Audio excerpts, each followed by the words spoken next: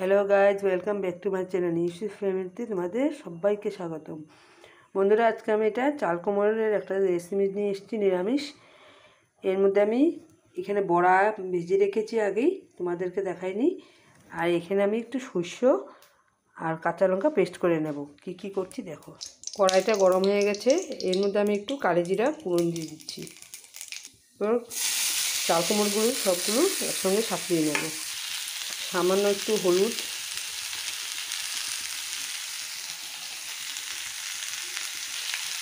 স্বাদ মতন নুন, এখন এটা একটু সাঁতরিয়ে নেব।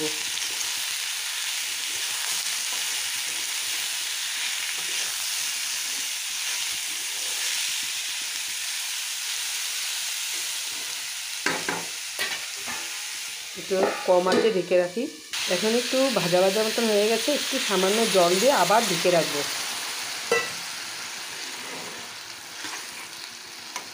একটু সেদ্ধ হওয়ার জন্য দিলাম। এখন আমি সর্ষেটাকে ভিজাইনি আগে, এখন একটু গুঁড়া করে নেব, তারপরে জল দিয়ে পেস্ট করে নেব।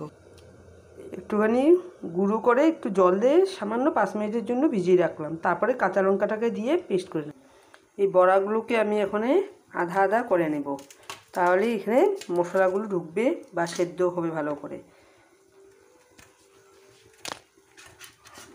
এভাবে আধা আধা করে ওখানে একটু জল দিয়ে একটু সেদ্ধ বসিয়ে দিচ্ছি, এখন এটার মধ্যে দিয়ে দেবো আমি, তাহলে জিনিসটা ভিতরে মশলাগুলো ঢুকবে।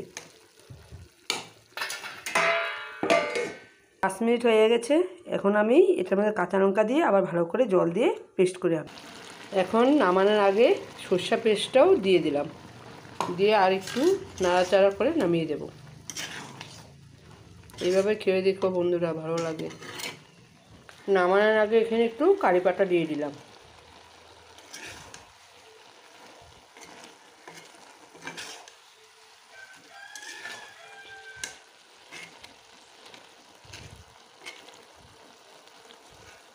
তা হয়ে গেছে বন্ধুরা।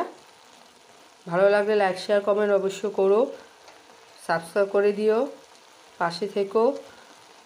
বাই বাই বন্ধুরা।